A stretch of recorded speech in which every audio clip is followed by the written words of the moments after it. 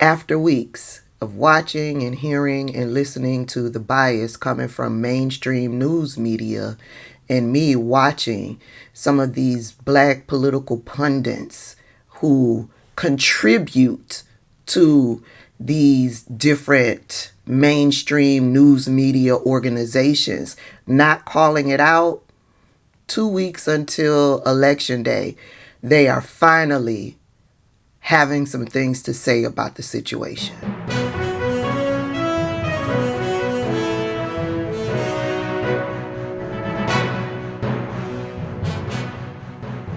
Hey everybody, welcome back to the channel, Tabitha Speaks Politics. I am your host, Tabitha, and yes, we are still on the road to 500,000 subscribers. So if you've come across this video and are not subscribed to the channel, go ahead and click that subscribe button.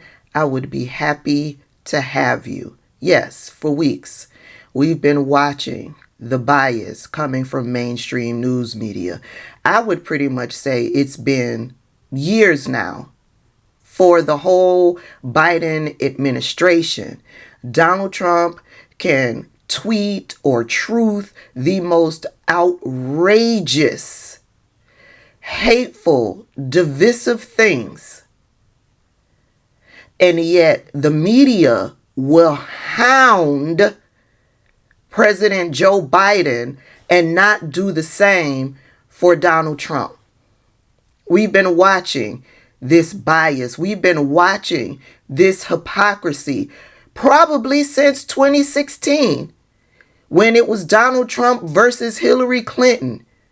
News media has never put Donald Trump on the same scale as they did his opponents. They will let Donald Trump skate on by with no pushback. None whatsoever. And most of Black America knew that when we heard that Kamala Harris was going to be the presumptive nominee, that she would no way, shape, or form be treated fairly when it comes to Donald Trump. Number one, she's black. Number two, she's a woman. And we've been watching, seething at how, as Van Jones put it, watching Donald Trump be lawless while media requires Kamala Harris to be flawless. If you didn't hear it, here's what Van Jones said.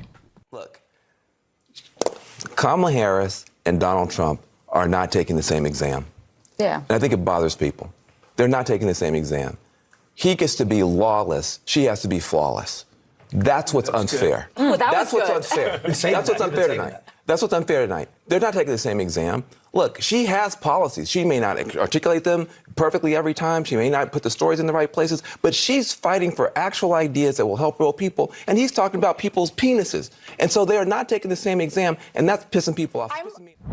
And that was in response to a discussion that he and that panel were having in regards to the bias coming from news media. You want to talk and hound and browbeat Kamala Harris over her policies, which you should, which news media should. You should point out the discrepancies with her policies. You should ask questions about how these policies would be implemented. How is she going to pay for some of these things? The problem is you don't do the same for Donald Trump. And Anderson Cooper, who had Charlamagne on his program, had the nerve to say, well, you know, Donald Trump has no policies. Well, why aren't you browbeating Donald Trump on that? Y'all talked about for weeks whether she was a black woman or not. Y'all have been browbeating the policies, but you don't have that same energy for Donald Trump. And Charlamagne called him out on it. This clip is longer than usual. I think it's about 4 minutes, but it's important for you to get the full context of what Charlamagne is saying and what Anderson Cooper said. Take a listen. I think that her saying that she believes Donald Trump is a fascist got a lot of headlines because it was the first time that she said it. She's been going along for days saying Mark Milley said he's a fascist. This person said this. You raised the question of authenticity in your interview with her, and that was an authentic moment where she says, "Yeah, I do think he's a fascist," and I think that's why it had a reaction. Donald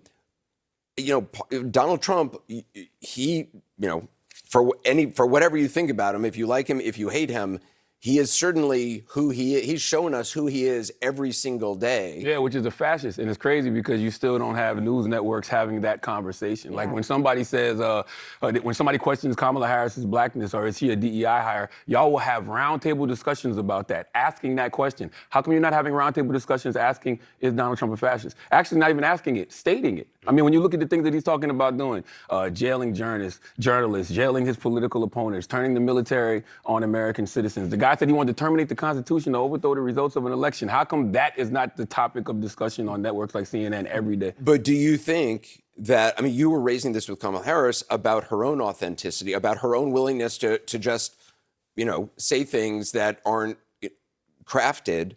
Do you think she needs to do more of that? Trump's going to go. Trump's going to go. Apparently, Trump's going on is going to tape a thing with Joe Rogan. Do you think she should do that?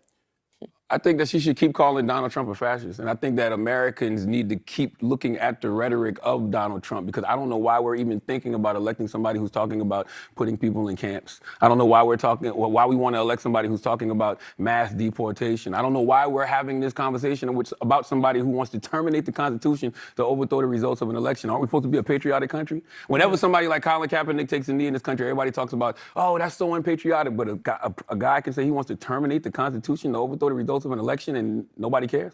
And like even me bringing it up now, you brought it back to Kamala and Joe Rogan. Anderson? Yeah. Who gives a damn? Well, I think you give a damn who's elected president, and I'm asking you. That president is a fascist. That's talking about putting people in camps. That's talking about, once again, terminating the Constitution to overthrow the results of an election. That's talking about, jailing his political opponents. Yeah. Like, that rhetoric doesn't scare people. Well, we talk about this every single. This is what I don't think I've been talking about this every night. I don't think y'all have enough conversations about it. I feel like I heard more on this network about is Kamala Harris black than I do about, Donald Trump being a fascist. Well, am I wrong, Angela? Honestly, that's bullshit. I'm sorry. Oh, I like that.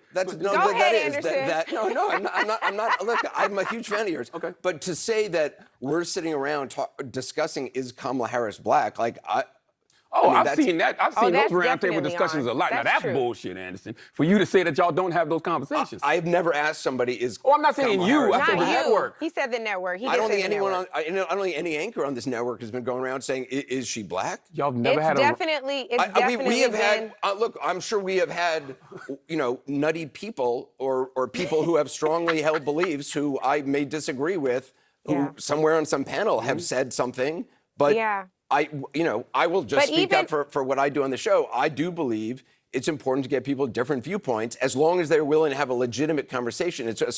What I don't like are surrogates who come out and just spout talking points that they don't even believe, and those are people I tried to eliminate from having ever on the air again. I think no network has honest conversations about Donald Trump. Nobody's had honest conversations about Donald Trump since 2016. I saw last night they were talking about, the double standard that exists between Donald Trump and the vice president, but it's always a double standard with Trump, whether it's with Hillary, whether it's, against Biden, now with Kamala. We talk about him being a threat to democracy, but we don't treat him like one.